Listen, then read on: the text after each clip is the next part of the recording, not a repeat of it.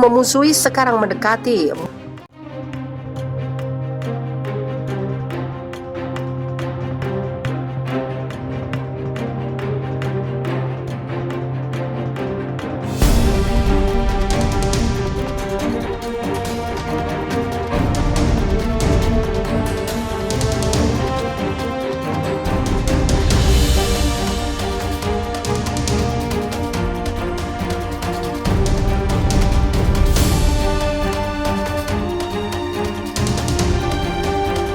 Bagi Cina, siapa saja bisa dijadikan mitra termasuk Taliban, kelompok militan yang dulu pernah dikecamnya.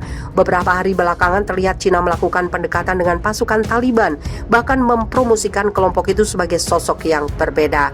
Kemenangan Taliban, hal yang pada awalnya dikhawatirkan Cina karena berdampak pada kebangkitan ekstremisme, adalah kesempatan untuk menjalin kerjasama hubungan luar negeri. Berkali-kali, Cina lewat juru bicaranya mengatakan bahwa mereka siap bekerja sama dengan Taliban dan memberi kesempatan bagi kelompok itu untuk membuktikan janji-janjinya, menciptakan perdamaian dan mengusung kepemimpinan yang moderat. Dukungan Cina terhadap Taliban telah terlihat tidak lama setelah kelompok itu menyatakan kemenangannya. Duta Besar Cina untuk Afghanistan pada saat itu terang-terangan membagikan foto bendera Cina berkibar di saat suasana Kabul yang mencekam, seperti yang dilaporkan media-media lokal. Dalam keterangan foto tertulis bahwa kondisi kedutaannya di Kabul dalam suasana yang tenang, seolah memberitakan pada dunia bahwa Taliban bukan sosok yang menakutkan. Terbukti Cina tetap damai. Saat ini, Cina memiliki kesempatan untuk menawarkan kerjasama hubungan luar negeri untuk kepentingan ekonomi dan keamanannya. Beberapa pihak memandang kerjasama itu lebih kepada kesempatan bisnis daripada soal kemanusiaan dan membangun Afghanistan menjadi lebih baik, apalagi soal hak perempuan yang terancam. Pendekatan Cina kepada Taliban semata-mata hanya untuk urusan bisnis yang oleh pengamat disebut sebagai tidak ada kasih sayang yang mengikat Cina dengan Taliban. Cina hanya mengejar tujuannya. Cina menginginkan Afghanistan yang stabil, terutama di dekat perbatasannya. Cina juga akan memberikan pengakuan kepada Taliban dengan imbalan investasi dalam bidang infrastruktur dan tentu saja tambang. Juru bicara Taliban Suhail Shaheen sendiri telah mempersilahkan negeri Panda untuk berkontribusi dalam pembangunan kembali Afghanistan.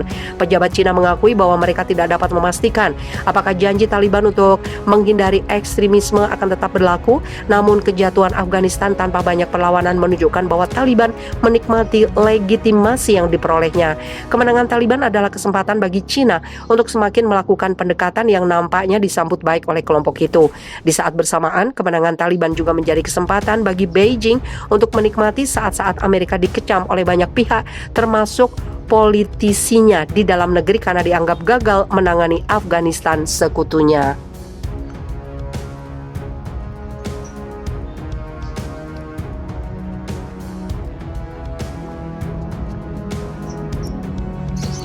Cina jadi negara dengan polusi udara paling mematikan di dunia.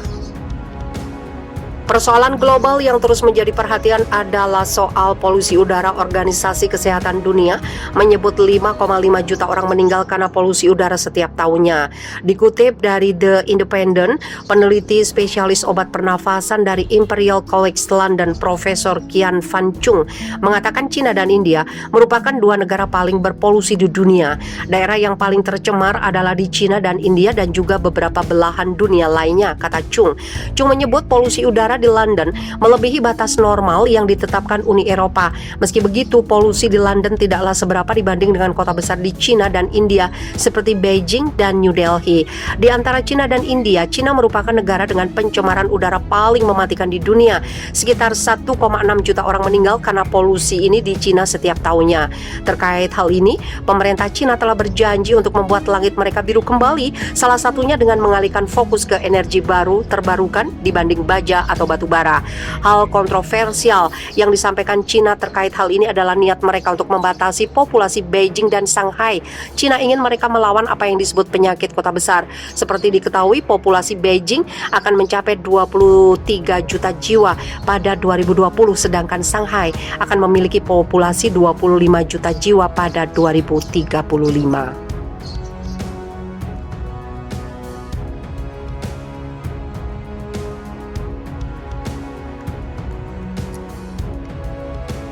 Belum usai masalah virus corona, Cina digempur miliaran belalang yang bisa sebabkan kematian. Seakan menambah malapetaka usai wabah virus corona menjangkit setidaknya hampir 73.000 orang, kini Cina kembali mengalami masalah pelik. Negeri tirai bambu itu harus menghadapi kenyataan pahit akan gempuran miliaran belalang. Dilansir dari The Star Online, serbuan belalang itu dapat menimbulkan ancaman bagi wilayah Cina Selatan di musim panas ini. Provinsi Yunnan dan Sichuan serta daerah otonom Guangxi Zhuang kemungkinan besar akan terpengaruh. Menurut Zhang Zehua, seorang peneliti di Institut Perlindungan Tumbuhan dari Akademi Ilmu Pengetahuan Pertanian Cina, sangat tidak mungkin belalang gurun akan langsung berimigrasi ke daerah pedalaman Tiongkok. Tetapi jika wabah belalang gurun di luar negeri terus berlanjut, kemungkinan belalang memasuki Cina pada Juni atau Juli akan meningkat tajam. Dia mengatakan daerah perbatasan antara daerah otonomi Tibet dan negara-negara Pakistan, India, dan Nepal ada daerah penyebaran belalang. Namun dataran tinggi Shanghai, Tibet dapat berfungsi sebagai perisai terhadap kawanan sehingga ada sedikit kemungkinan bahwa belalang dapat berbondong-bondong ke daerah pedalaman Cina, kata Zhang. Dia juga percaya bahwa belalang padang pasir tidak akan segera menimbulkan ancaman bagi produksi pertanian di Tiongkok karena sistem pencegahan negara. Belalang tiba di Djibouti dan Eritrea dan sekarang menyebar ke Tanzania dan Uganda, mengancam ketahanan pangan dan mata pencarian jutaan orang. Hutu telah disebut sebagai yang terburuk dalam beberapa dekade, dengan hama melahap padang rumput dan tanaman hanya beberapa jam setelah kedatangan mereka di satu lokasi menurut Program Pangan Dunia PBB. Menurut PBB, belalang padang pasir adalah di antara hama imigrasi paling berbahaya di dunia. Meski begitu, menurut Food and Agriculture Organization, belalang gurun tidak memberikan dampak negatif bagi kesehatan manusia. Namun belalang gunung ini bisa menjadi salah satu penyebab kematian 800.000 orang di kawasan yang kini disebut Libya Aljazair. Hal itu diakibatkan belalang gurun memakan habis seluruh pasokan biji-bijian di daerah tersebut sehingga menyebabkan kelangkaan pangan dan kelaparan. Terlepas dari itu, Zhang Zehua menyebutkan bahwa Cina sudah dilengkapi cara pencegahan agar belalang tidak berkembang biak. Sistem pencegahan dan perawatan belalang kami saat ini mampu mengendalikan kemungkinan invasi ke Tiongkok, tetapi pemantauan waktu nyata, obat-obatan yang memadai dan peralatan aplikasi pestisida serta staf terlatih dan koordinasi lintas wilayah oleh pemerintah pusat harus ditempatkan terlebih dahulu. Semoga saja kasus serbuan belalang yang menggempur Cina Selatan ini segera usai agar tidak merebak ke wilayah lainnya seperti kasus virus corona.